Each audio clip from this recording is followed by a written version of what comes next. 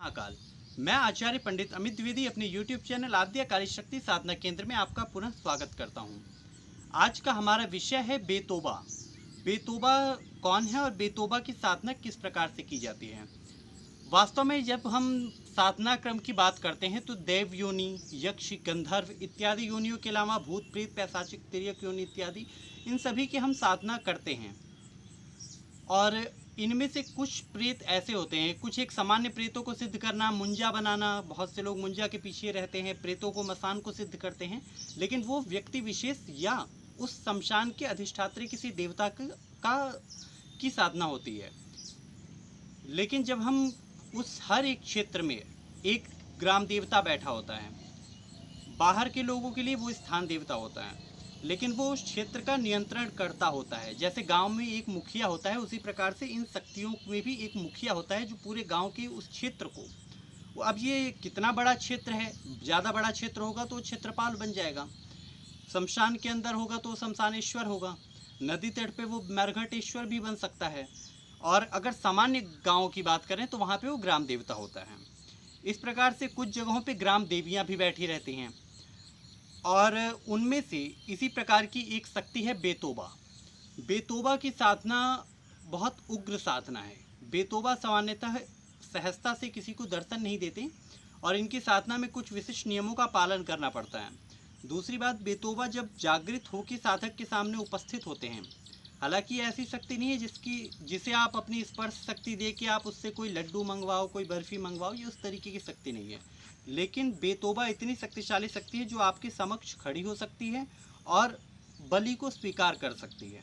क्योंकि बेतोबा साधना में कुछ साधकों के ऐसे अनुभव रहे हैं कि बलि को उनके हाथों से कुछ शक्तियाँ लेकर के ग्रहण करती हैं स्वयं। बेतोबा का स्थान ज़्यादातर ये किसी विशेष मंदिर इनका नहीं होता, सामान्यतः ये गांव में एक स्थान पे लाल रंग के पत्थर से रंग करके इनका स्थान बना दिया जाता है। कुछ जगहों पे ब्रह्मदेव बैठाए जाते हैं, कुछ जगह पे बेतोबा होते हैं। महाराष्ट्र इत्यादि के क्षेत्रों में ये ज़्यादा विशेष रूप से व्यापक रूप से हैं। इनकी शक्तियों को सिद्ध किया जाता है। जब बेतोबा की साधना करनी हो तो साधक को किसी ऐसे स्थान का चयन करना पड़ता है सर्वप्रथम, जहाँ पर लोग कूड़ा करकट फेंकते हों। वहाँ से साधक को चाहिए कि वो दाहिने पैर का जूता, किसी के फटे हुए दाहिने पैर का जूता लेकर आए, और इस क्रिया में कुछ आगे की क्रियाएं हैं जो मैं आपको नहीं बता सकता, लेकिन इन क्रियाओं में बेतोबा को जगाया जाता है। और जब इन्हें जगाया जाता है तो बड़े उग्र रूप में साधक के समक्ष उपस्थित होते हैं और उससे बलि मांगते हैं। अगर तत्काल तत्क्षण में आप बलि नहीं देते हैं, काले मुर्गे की बलि दी जाती है इन्हें, अगर आप तत्काल तत्क्षण में बलि नहीं देते तो ये अगले ही क्षण में साधक के लिए बहुत ज़्यादा अनिष्टकारक देवता साबित होते हैं।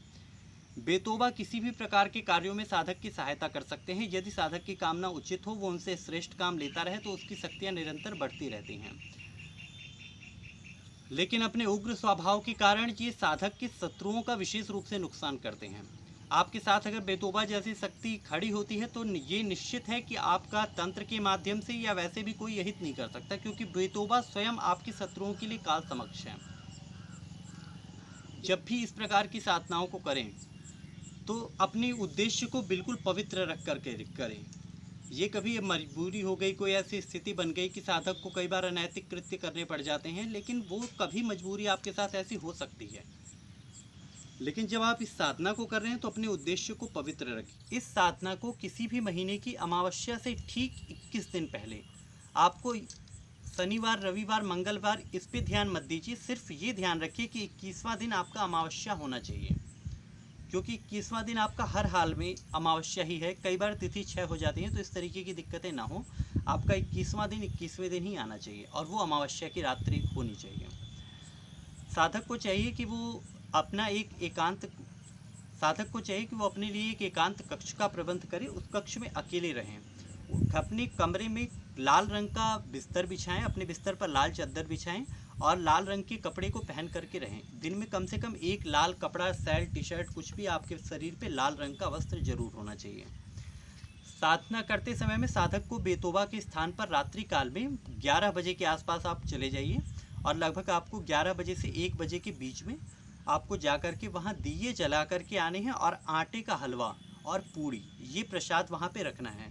इसके अलावा बेतोबा को कच्चा दूध एक मिट्टी की कुल्हड़ में कच्चा दूध भर के वहाँ पे रखिए और 4 बूंदी के लड्डू।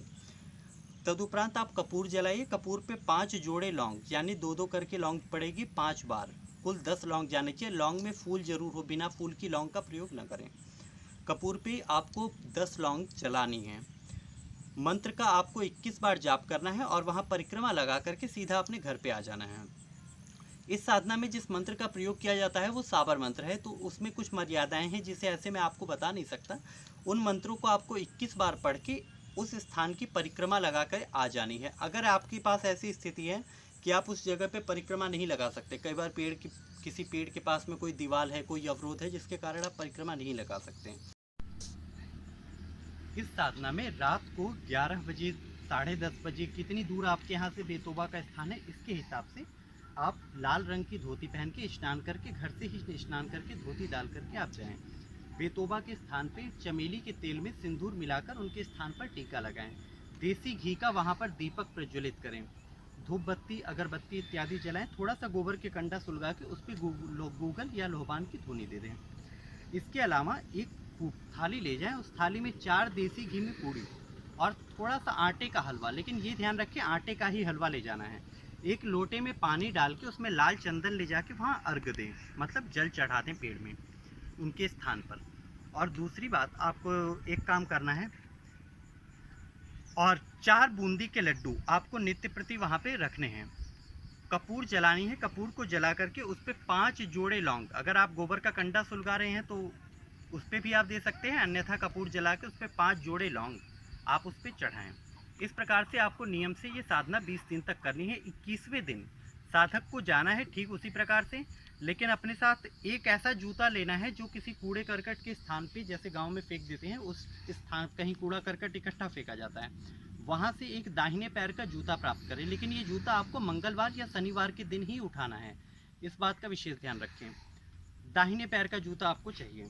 स्त्री का जूता इसमें नहीं चलेगा। स्त्री के जूते हों तो वो नहीं इस्तेमाल करने हैं, पुरुष का ही जूता लेना है और उसे आप लें। अच्छा, एक बात और, जूते के स्थान पे अगर आपको सैंडल या चप्पल मिलती है तो आप उसका इस्तेमाल कर सकते हैं।